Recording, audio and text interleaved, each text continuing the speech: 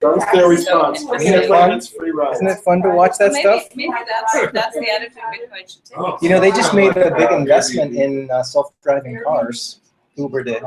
They bought, really? they bought the, I think, the robotics lab at Johns Hopkins or something like that. The Google one? Google car? No, it's something else. It's another outfit. Yeah. And BMW That's what I usually do when I'm here. Yeah. Bring my computer. All right, guys, we are live here at 6:02 on Tuesday, June 2nd, 2015. It's time for Bitcoin Filter. We do this every Tuesday night. Thanks for coming. We got a full house here, and we're broadcasting online. Hello to everyone online. We've got a really good show tonight. We've got a little bit of local news to announce. Some of our local folks have made the international press. We're going to talk a little bit about that. We'll talk about the price. Kind of boring these days, the price, but we cover that every week, so we'll do that really quickly. We'll go through a few stories that some of you guys have submitted, but the main event and the title of the show tonight is the War on Crypto, or the War on Cryptography. And believe it or not, in some places, people are really upset that you can encrypt your hard drive or create a secure encrypted channel. Maybe they have a good reason to be upset about that, but hopefully we'll talk about it and kick around some of the ideas. I hope you guys will participate. I'll try and lead a little conversation around that. So let's kick things off. Let me just share my screen here. Bear with me. All right, now everybody at home should be looking at the screen that we're looking at up here instead of at me, which is much more interesting. So we're coming to you live from Ubud in downtown Ubud, Bali, right across the street from the Monkey Forest. We do this every Tuesday night, so you folks online, if you find yourself in Bali, we hope you'll come and join us in person. We also have kind of an online discussion. If you go to Facebook, we have this Bitcoins in Bali group, and folks will post news items and things of interest, and we'll have the discussion online, but then when we get together in person, we discuss some of these things when we get together live and in person. We also have a little Twitter conversation going on at hashtag Bitcoins in Bali. I've got a little tweet all queued up here, so we'll tweet that out to the world and so that they can join us or watch later. But if you do a search on this hashtag Bitcoins in Bali, you can participate in the conversation we have going on at Twitter, or on Twitter, I should say. So get involved there. All right, we have Bitcoin 101 coming up in June. We do a Bitcoin 101 class. So if you, well, most of you guys know about Bitcoin already, but if you've got friends that know nothing about Bitcoin, we start from ground zero. We assume people know absolutely nothing. We take a Saturday morning for a couple of hours and get people set up with a wallet. We give them a little bit of Bitcoin. We show them how to keep it safe. And then we go to a local restaurant, one of the many local restaurants around town that accepts Bitcoin, and we have lunch on Bitcoin. So at the beginning of the day, they don't know what Bitcoin is, and at the end of the day, they're actually using Bitcoin to transact locally. So that's a really fun day. It's happening on, let's see, I think it's June 13th, if I'm not mistaken. Yeah, June 13th. And we do it right here in this room. So there's only room for about maybe 25, 30 people. So you've got to register. Just let me know you're coming so I can get ready. All right, what else have we got going on? Ah, yes. Another local restaurant begins accepting Bitcoin. This is thanks to John. John is friends with Ben, the owner of Seeds of Life. And this is a fabulous place. This is a really cool place. This guy, Ben, is an expert on raw food, and he's got a really amazing menu. I've been in there, helping him get set up and also eating his raw food, and it's been great. So whoever's interested, we're going to go over there after the show tonight and do a few Bitcoin transactions, give their staff a little bit of practice, because They've only had just a very few Bitcoin transactions so far. So if you're interested, come with us tonight, or go there this week and show a little support for Seeds of Life Cafe, and spend a little bit of Bitcoin. So that's that. Let's get into the price. $224.05 per Bitcoin, and I think that's a little bit down over the last few weeks. Yeah. We've been kind of bopping along between 220 and 280. If you go back 3 months, I think we were up around 280. But it's been really kind of, the price has been in the doldrums, and I've read all these kind of technical analysis, they call them quants, and they don't even look at the news or the viability of Bitcoin or they basically just look at the ups and downs in the market, and they do all this charting. And the consensus seems to be, based on the technical analysis, that it could go even lower. They're wondering if it could even dip below 200 again. So we shall see. I never make predictions about the price, and I don't really care about the price too much as long as it doesn't go to zero.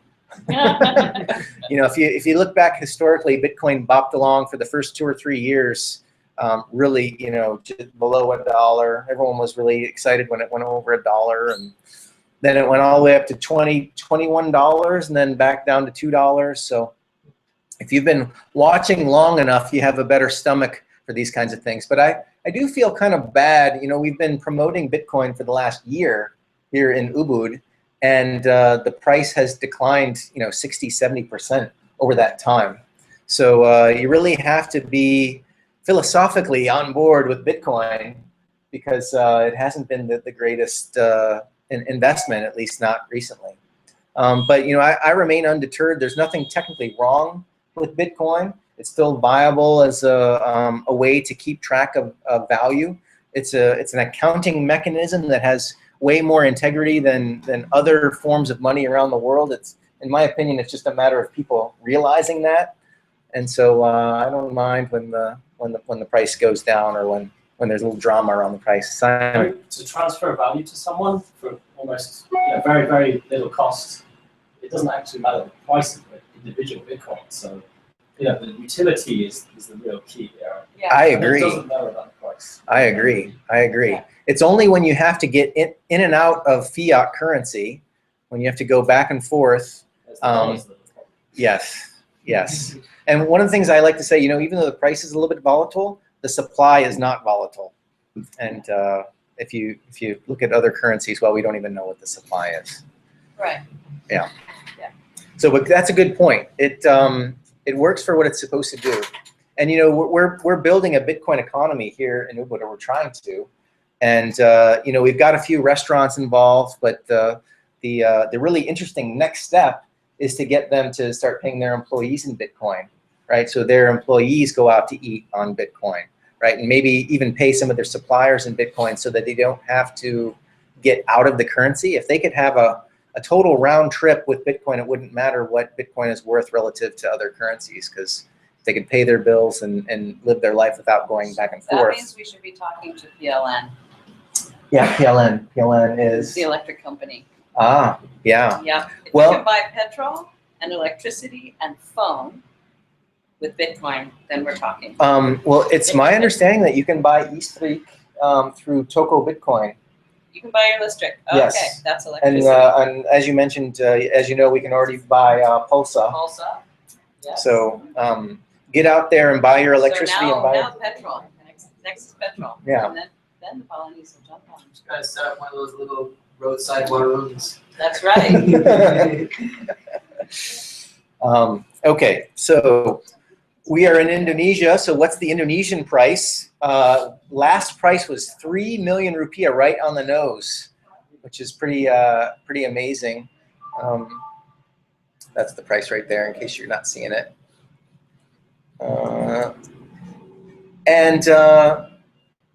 Anybody new in the room know what this number is? Any guesses? I don't know what that is. So this is the total supply of all Bitcoin. So actually, let me refresh it. one of the interesting things about Bitcoin is at any time we know exactly what the supply is. It's totally transparent currency, unlike other currencies around the world. And on a real-time basis, we know exactly how many Bitcoins exist. So you can actually take this number, and I like to look at the, quote, market cap. Oh, what did I do? Why the decimal point? Ah, good question. Why are there 8 decimal places to the right? That is a good question. That's because Bitcoin allows you to divide it into 100 million pieces. So you need that many decimal places in order to represent a fraction of a Bitcoin. But they'll always be born as a single number, right? So No. If you're counting No. how many Bitcoins there are. Well, that's a good question. Actually, that's not true. Every 4 years, they have what's called the block reward, which means that that's the Okay. right. So right now it's 25, but next year or whenever the next halving, they call it that, it'll be 12 and a half. So there will be every once in a while there will be a 5 right there. So, but that's a good question. And obviously, whoever put this together is very optimistic because it'll be a long time before we start seeing any movement out here. So anyway, we can take this number, if I can copy it into Google. We can actually multiply that by the price. What was it, 224? Yeah, And we can get the total market cap for all Bitcoins is just over $3 billion US dollars. So a real-time market cap down to the 8th decimal place. Which we cannot know for dollars. All right, so let's get into local news. Did you guys see this this story? Indonesians start to embrace Bitcoin with an interview with our very own Oscar Darmawan from bitcoin.co.id. Really excellent, positive article. You know, he talks about his relationship with the Central Bank of Indonesia and how there's lots of things unfolding with Bitcoin here. There he mentions the Toko Bitcoin, and remember I said this is the place where you can buy electricity. Let's check that out. Yeah, Token Listrik. So anyway, check out that article. It's in the Wall Street Journal, right? Whoa. Mainstream media. Whoa. Nice going, Oscar, and great for Bitcoin in Indonesia. You know, I think Indonesia is really getting a good reputation as a Bitcoin-friendly place. Bali, in particular, as well. So it's exciting to see this kind of thing happen. So way to go, Oscar. Speaking of mainstream media, Playboy.com. Did anybody see this article? Yes. Yeah. Right, and I don't know if you guys met Victoria Van Eck. She was with the Change Tip team, and I saw a tweet from her. She said, I got to live a lifelong dream to tell my parents that this month I'm in Playboy.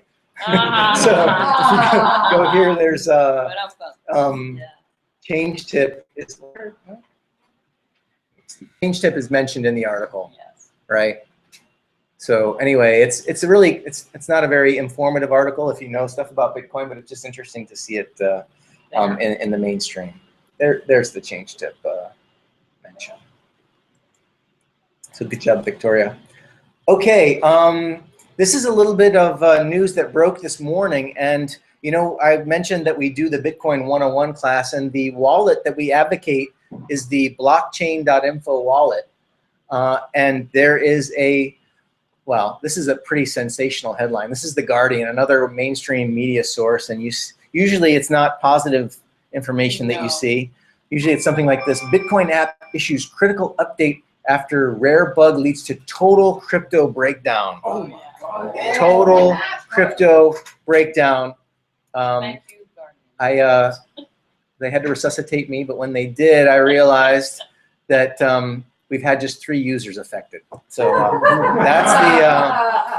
that's the crypto breakdown. So anytime you lesson here, pro tip: whenever you see the headlines, I don't know, Over the top. take a look a little bit later. Yeah, read it before you repost it.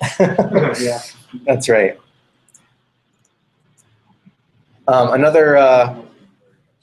Another public service announcement.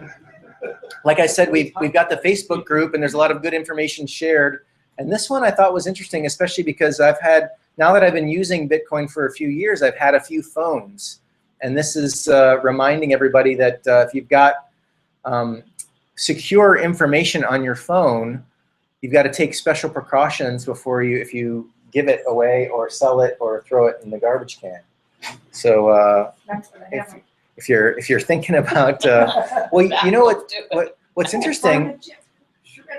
We've got the folks from 37 Coins do their development work here. That's a Silicon Valley startup that's working on an SMS gateway for Bitcoin. So, but their gateway requires an old Android phone. So you have an old Android phone, you install their software, and then that's an SMS geteway between the internet and the local phone system. So, but anyway, you're using an old Android phone, and obviously, I mean, myself, I'm kind of a tech guy. I usually do get a new phone before my old one wears out, and it's just something to keep in mind. So that was posted by Roberto, I think. All right, let's get into the heart of the matter. It's about 1:15, and we're just about to start our discussion on cryptography. So I'm just curious, how many people in the room use cryptography? Right. If you use Bitcoin, you use cryptography. If you bank online, you use cryptography. So HTTPS, is that cryptography? Yeah, HTTPS is cryptography. Now, how many people have an encrypted drive or encrypt their hard drive on their computer? Anybody? On my phone. Anybody encrypt their phone? Yeah. Recently, Google and Apple announced that they will, by default, encrypt their phones. How many people use encrypted email? Okay, so we've got like just a few people using encrypted email. Anyway, cryptography goes back a long way, and it's the practice and study of techniques to secure communication in the presence of third parties. So when I was in summer camp, we had this language called gibberish. If it gets the gish, you could speak in front of people. You could speak in front of people who weren't in the know. They didn't know the rules. You could have a little bit of get to the goal, to the gom, with the gersh, to the gesh, to the begin, to the give, with the gish. So it was really fun. It was really cool. It was really amazing. Back in World War II, that's when they first started using cryptography. Did anyone see the Imitation Game? It was amazing movie.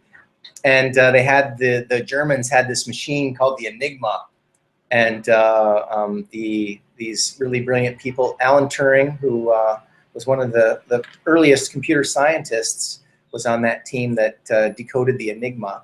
But its heritage is in war, right? And it's actually categorized as munitions in some jurisdictions. So, but that's the crux of it. That's the genesis of cryptography was not at summer camp. It was it was during World War II, or maybe even earlier than that. I'm sure that they had ways, even in antiquity, for keeping information secure. So, but why should we care, right? Take a look at this short little video. A lot of people kind of glaze over when you start to talk about cryptography, and I think this little segment from John Oliver kind of puts a little poignant, makes a poignant point about this. Check it out. And so much of it is invisible. Service providers, technicians, engineers, the phone number. Okay, let me stop you right there, Edward, because this is the whole problem. Right. This is the whole problem. I glaze over because it's like the IT guy comes into your office and you go, oh, shit. In fairness. Oh, shit. Don't teach me anything. I don't want to learn. You smell like canned soup. It's a real challenge to figure out how do we communicate things that require sort of years and years of technical understanding and compress that into seconds of speech. So I'm sympathetic to the problem there. I think. But the thing is, everything you did only matters if we have this conversation properly. So let me help you out there. You mentioned in an interview that the NSA was passing around naked photos of people. Yeah, this is something where it's not actually seen as a big deal in the culture of NSA because you see naked pictures all of the time. That terrifies people, because when we ask people about that, this is the response you get. The government should not be able to look at dick pictures. If someone was looking at a picture of Gordon's penis, I definitely feel it would be an invasion of my privacy. Yes, if the government was looking at pictures of my penis, that would upset me. They should never, ever, the U.S. government have a picture of my dick. If my husband sent me a picture of his penis and the government could access it, I would want that program to be shut down. I would want the dick pic program changed. I would also want the dick pic program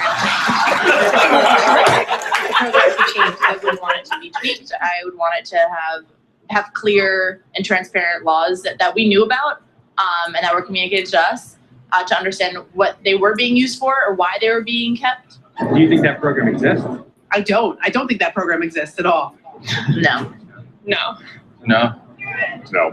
If I had knowledge that the U.S. government had a picture of my dick, I would be very pissed off.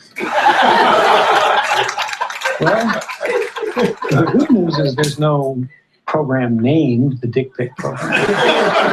Okay, I'm going to leave it there. It's John Oliver's new show. He used to be on The Daily Show, but he's got a new show. Yeah, it's hilarious. But Last week it's called. Last week tonight.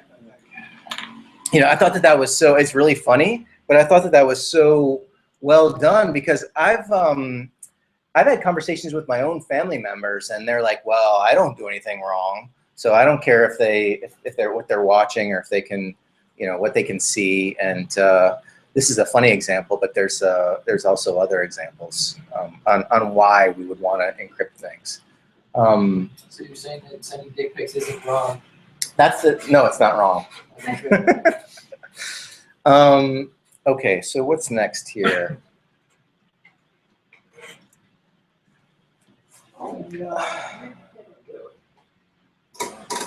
Yes, this is a very recent article. When is this from? 23rd of May.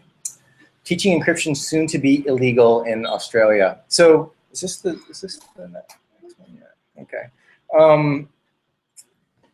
Yeah. Well, this is the thing. This is the dichotomy we're going through here. You've got, on the one hand, you want to be able to have your own privacy.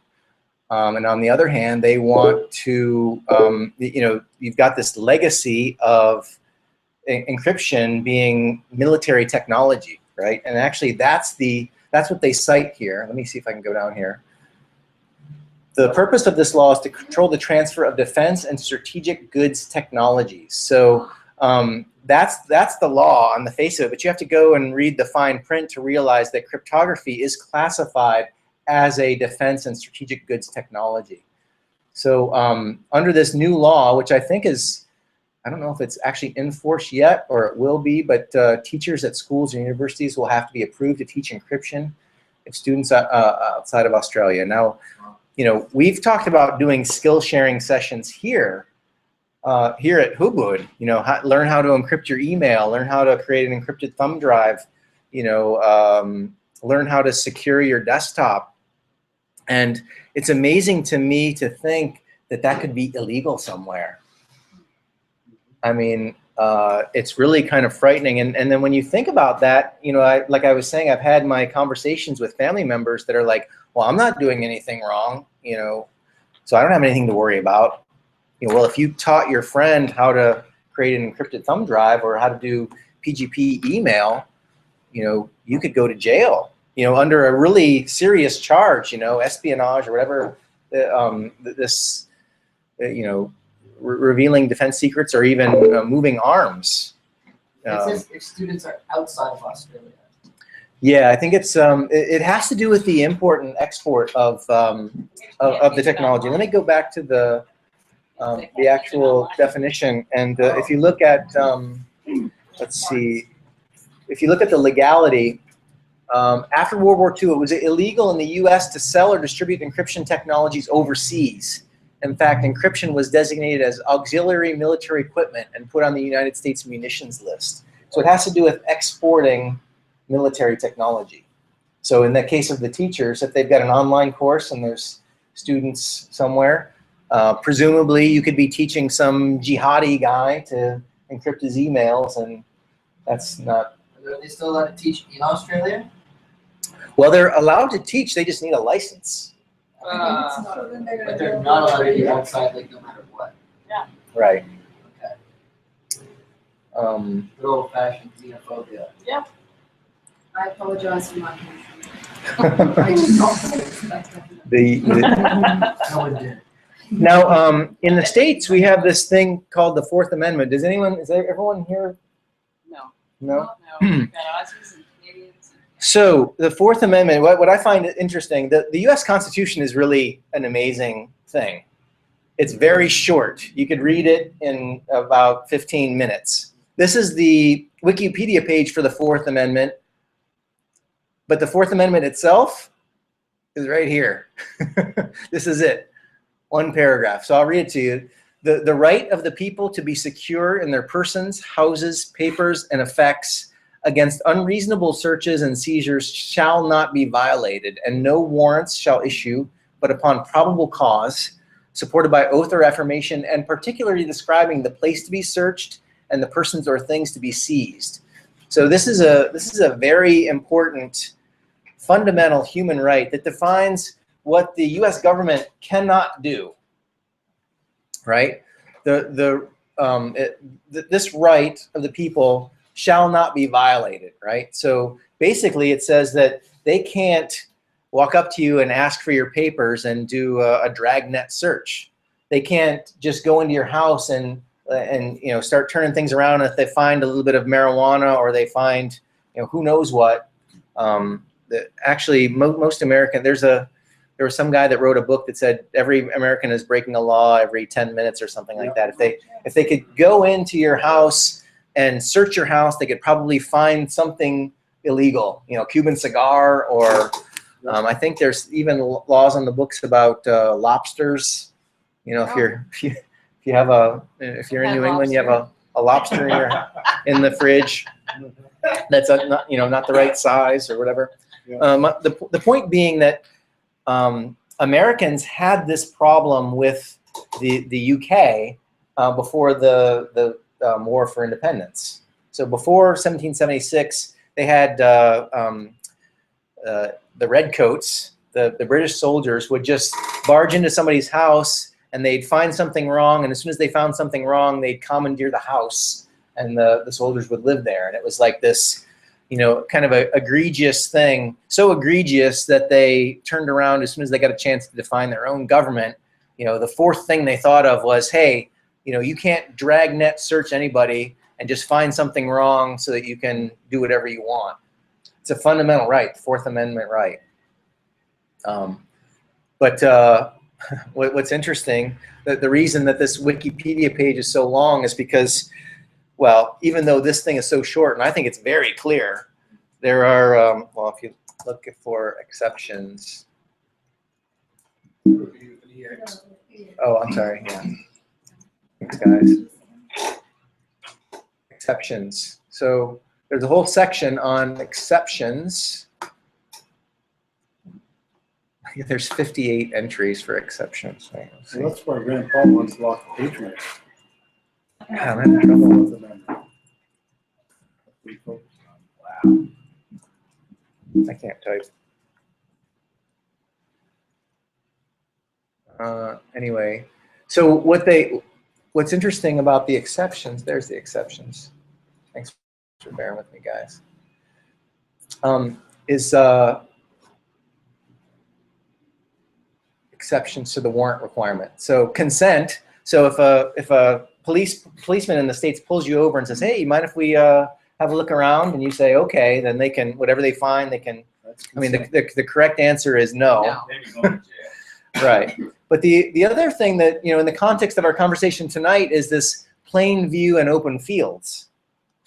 So this is, in traffic stops, if the use case is they see a bag of weed on your passenger side chair or seat, and then they see it, it's in plain sight, they can search because that gives them probable cause. But in the case of encryption, if you've got a thumb drive and it's encrypted, then they have to get a warrant.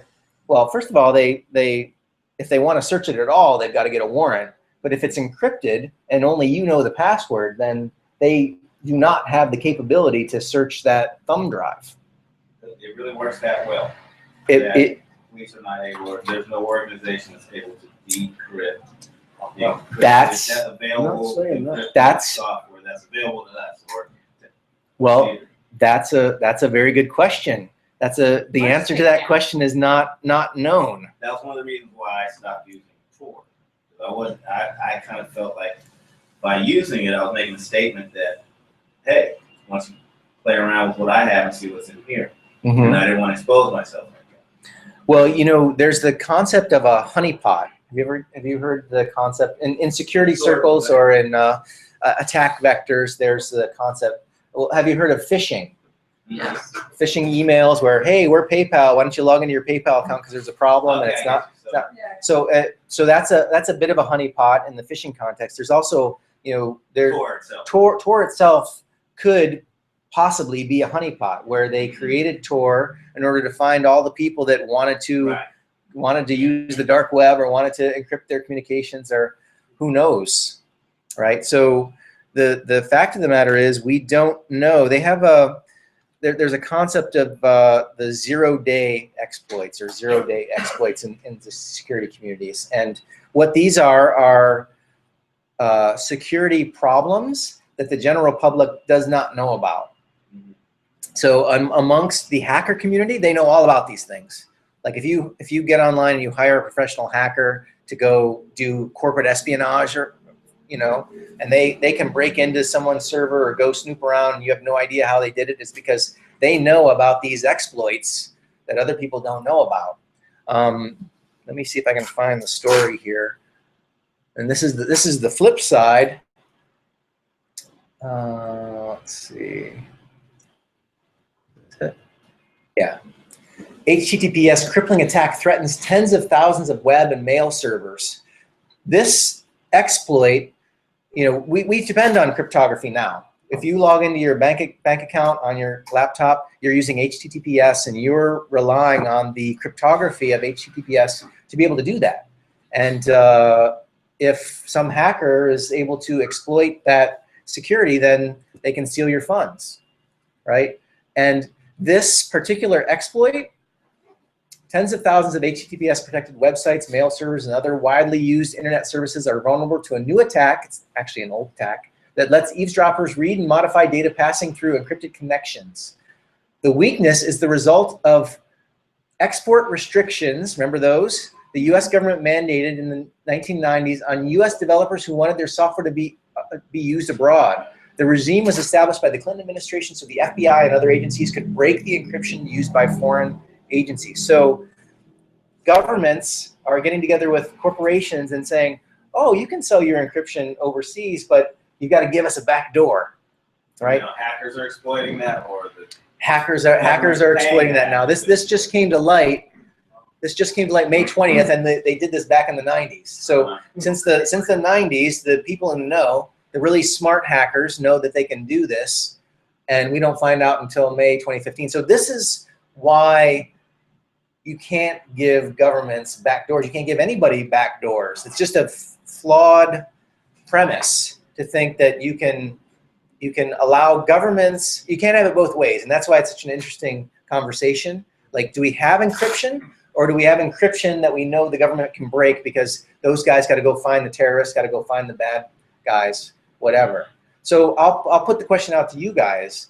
Do you think that we should have the capacity to have encrypted thumb drives, encrypted email communications, or do you think that we will be safer if we give the government the keys and say we trust them? Which government? Yeah. Bill Clinton's in charge on Morelli because he's gonna get in more trouble than any of us. Well, I think that's the fundamental. I think that hits the nail on the head. You might trust your current government, but who knows about the next government? And if you create the back door, who knows if it's even your government using that exploit? It could be anybody.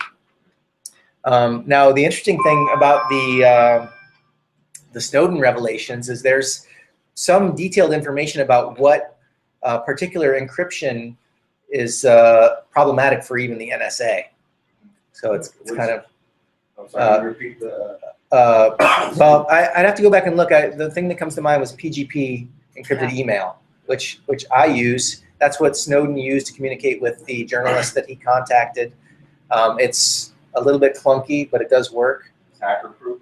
Well, good question. The protocol itself, as far as we know, is hacker-proof. But on each end, you know, when I read an email, it's in plain text. It's being, you know, on my screen. I'm looking at it. At that point in time, and you know, it's called the edge case. They'll flag the PGP user. Right. If they can get something on my machine, then and, you know, a keylogger or some way to view my screen as I view it. Who knows? You know, remote desktop. It doesn't matter if it's all encrypted in between here and there. If it's unencrypted here, and you've always, I don't know if you can ever do that until we can start communicating telepathically. Right. In an encrypted way, we won't be able to. In an encrypted way. If now there's an interesting. I think you need a chip. If you watch the Citizen 4 documentary, you know the story of Snowden. They've got cameras in his hotel room. It's really like cloak and dagger stuff. And there's one scene where Edward Snowden puts the sheet over his head in order to type in his password, in order to make sure there's no cameras that might be able to see his screen while he types in his. He suddenly goes, oh God, and unplugs the phone because it's like, you know, it's a digital phone.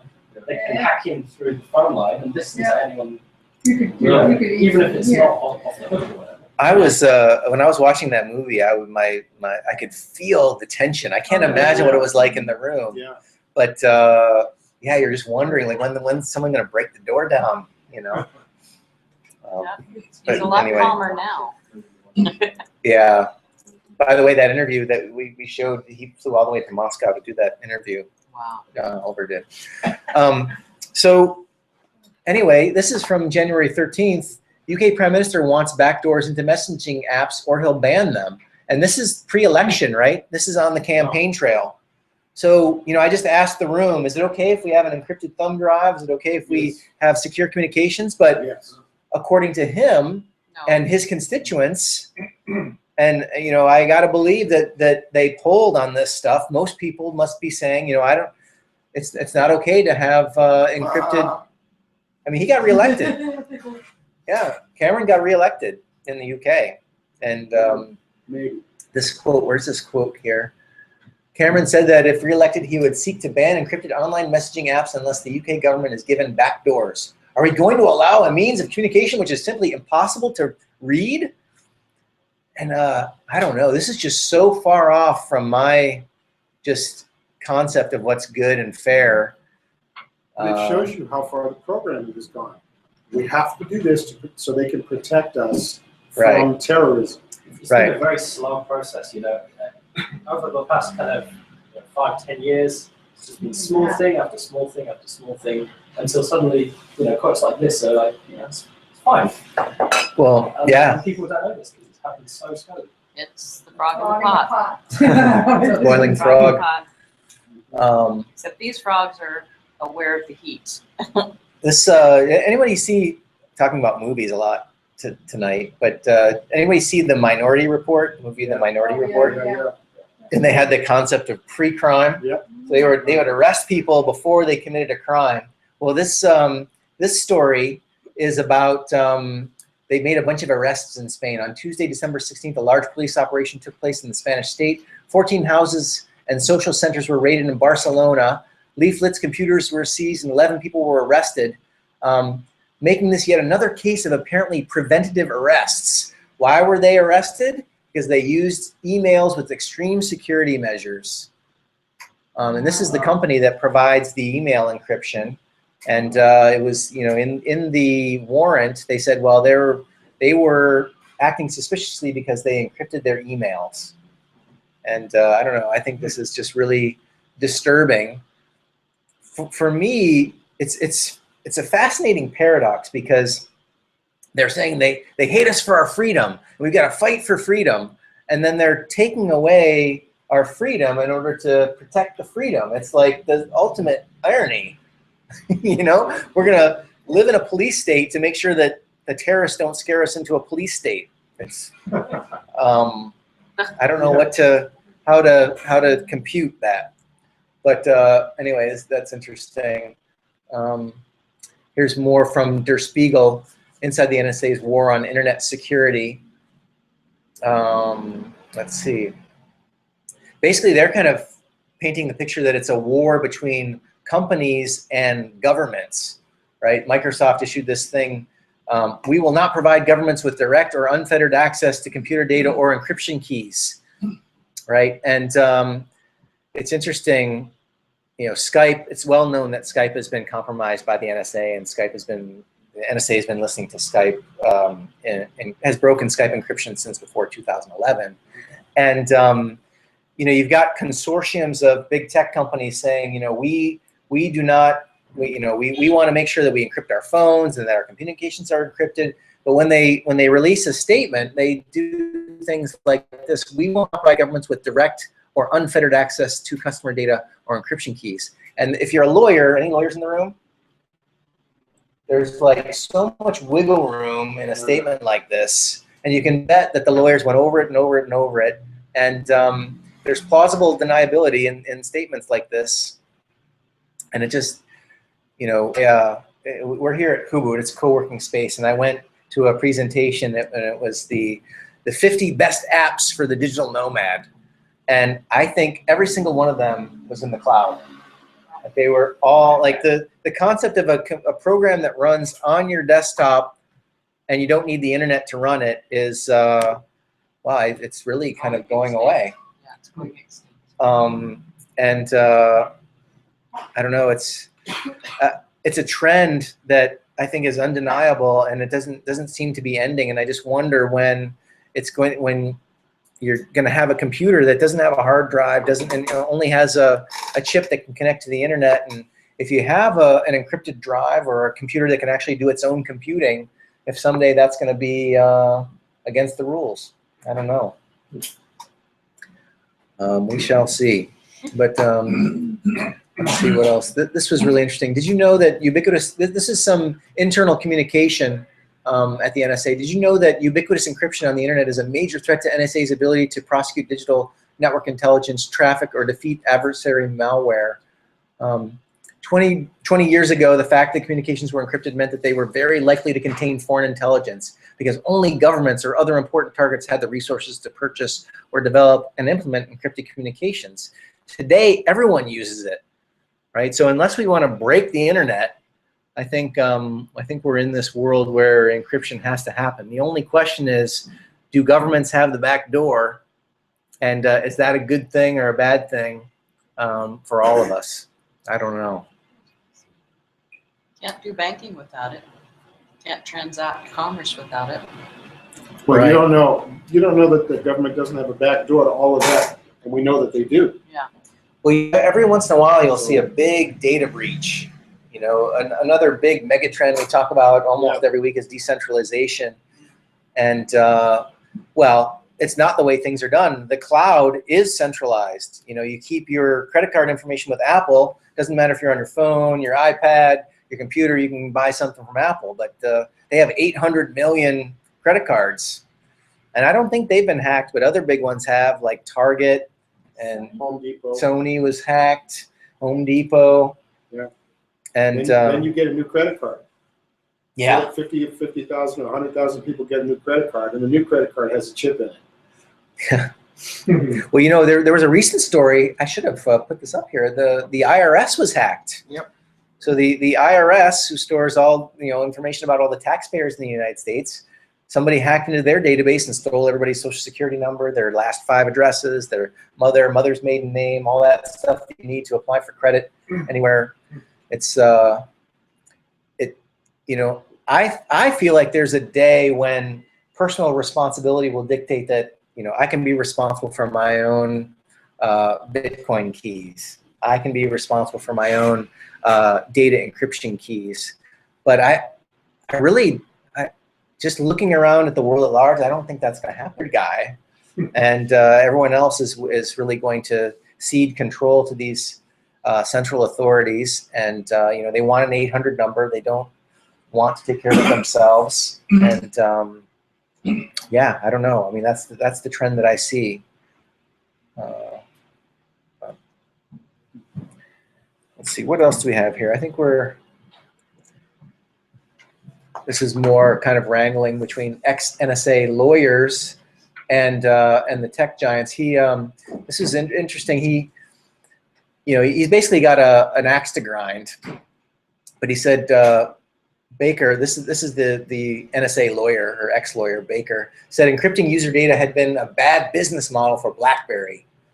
And I don't know, I think this is just spin. I remember back in the day, the companies that I worked for used BlackBerry for that very reason, because it was encrypted. Right. And he's saying that's why they failed. And he said, Baker said the market for absolute encryption is very small. I don't know if that's true or not. That's one of the reasons. I can imagine that is true because we have a trade secret issue.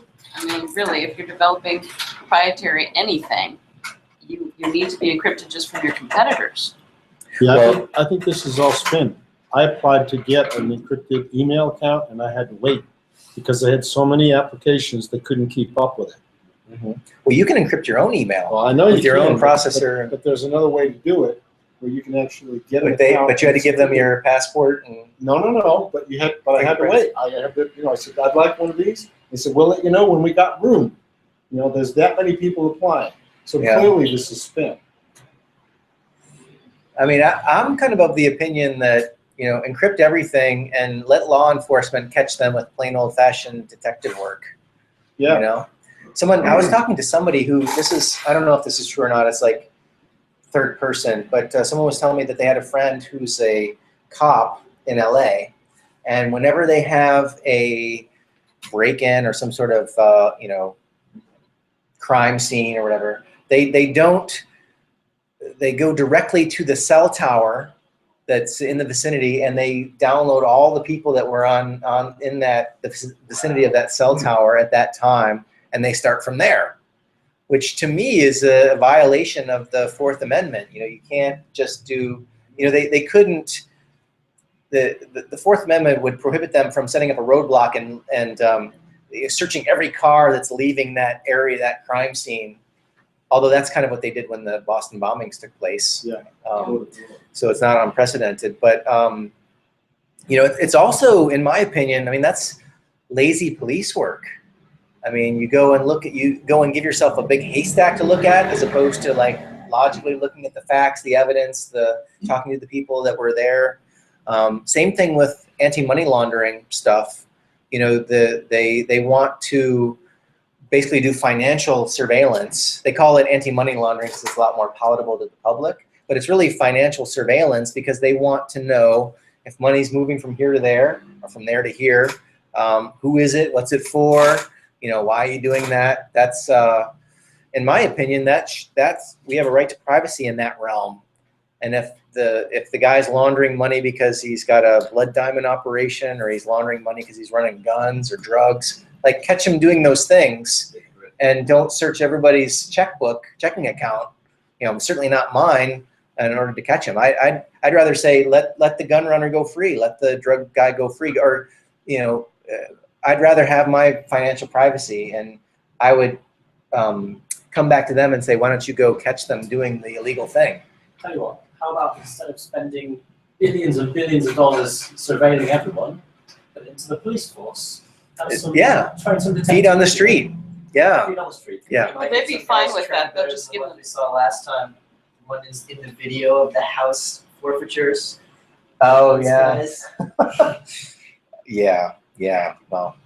If we give them the money, they'll just buy more war toys. So yeah. Not sure that. There's one more thing I'll show you, and then we'll wrap things up. Let me see if I can find it here. Here's the Let's Encrypt movement, and I think this is there's a big consortium of companies. Google's involved in this. The Electronic Frontier Foundation. You know, you've really, on the one hand, you've got David Cameron and NSA lawyers saying cryptography is bad, and then you've got this movement. They want to make it dead simple to encrypt absolutely everything on the internet. Good. Right? They're creating this software, and it's a bit geeky, but it's basically 2 command lines, and it sets up encryption on your server, and everything's encrypted by default. And so we shall see if efforts like this come under attack. But it's quite interesting that I mean the 2 sides are so far apart. You've got the tech industry saying let's encrypt everything, and then you've got the government saying cryptography. If you teach cryptography, you're going to jail if you don't have a license. I mean, it's pretty amazing. They're not teaching it; they're just giving it. So yeah, well, it begs the question. These guys at Cisco and Google who are doing this, will they go to jail if they set foot on Australian soil? I mean, is that scenario under some set of circumstances plausible? Wait a second. So we've got Akamai who's behind it, and Cisco and Mozilla. This is all good. Yeah. Yeah. Great. These guys. On the same note, there's HTTP has been around for many years, and HTTP2 is the new one. It's just starting to be phased in, and that's all encrypted by default. Yeah. So good things are happening in that space. Yeah. Probably because of Snowden and all that. Yes. Disclosure. Yeah. Well, those of you who aren't following closely, as far as I know, the Patriot Act and the clause that they've used to justify the NSA spying has lapsed as of yesterday, June 1st. The Patriot Act is lapsed. It has, yes. They've got the Freedom Act. I don't know what the status of that is, but as of now, technically, the NSA cannot eavesdrop based on Section 215 of the Patriot Act, which is now expired. Have to be worried about why they don't care. Have they hung on? They've hung Oh, on they do under care. the argument that if they were already collecting it on somebody, it's grandfathered. And so now that's the fight. That's what I meant. Why did they let it lapse? That was my question. You just answered it. Right, and actually, I'm a case in point. If you don't look close enough, you're like, oh, hey, hooray! I can get on with my life and not worry about things that are out of my control. And meanwhile, it's not the case. But So it's time to change your phone number. well, maybe it's a step in the right direction. We'll try and end on a positive note. So I think that's about all I wanted to share. Any other comments or perspectives? I mean, Android Pay was making some news this week, which is the Android competitor for Google Pay. Ah, yeah. That started to roll out in some places, and a number of people are saying that's going to be much more influential than Apple Pay.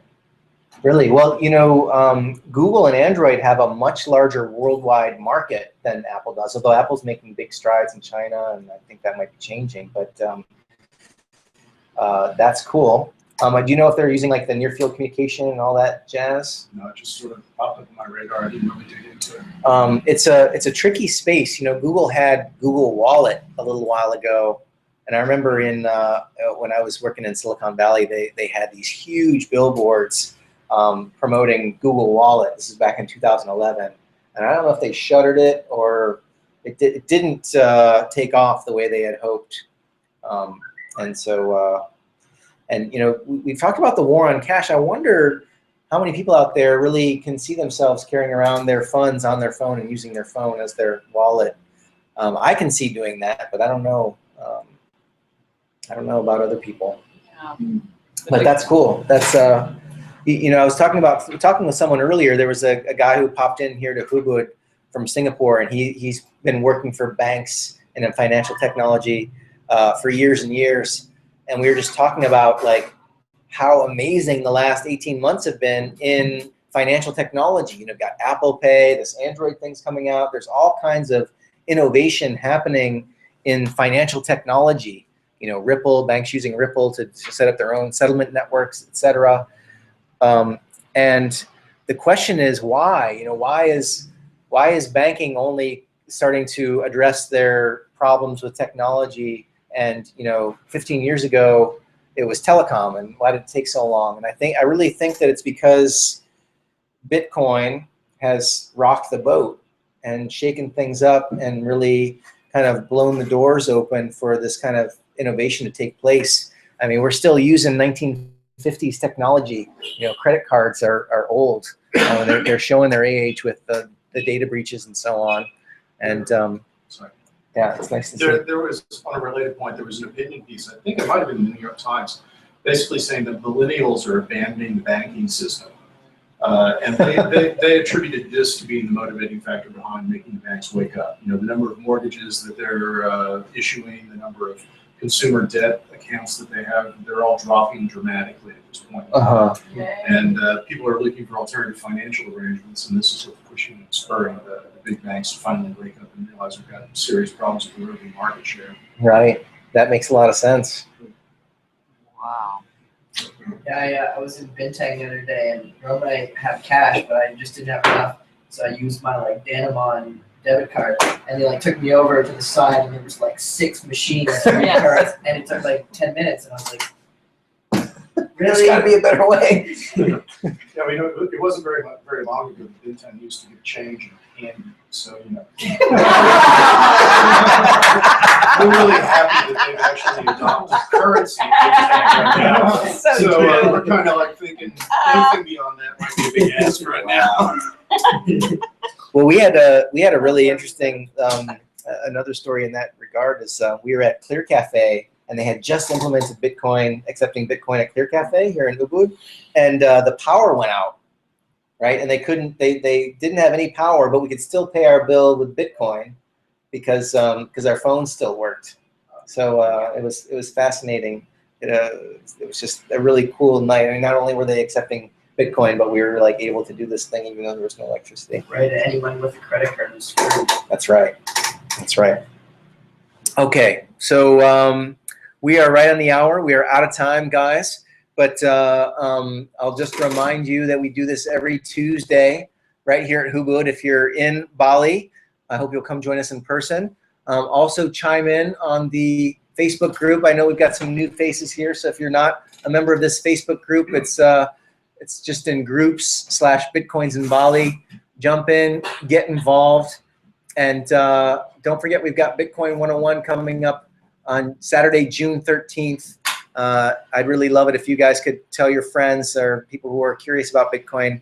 We'd love to fill the room and get a bunch more participants in the Bitcoin economy that we're trying to build here. So I'll leave it at that. Thanks for coming tonight, guys.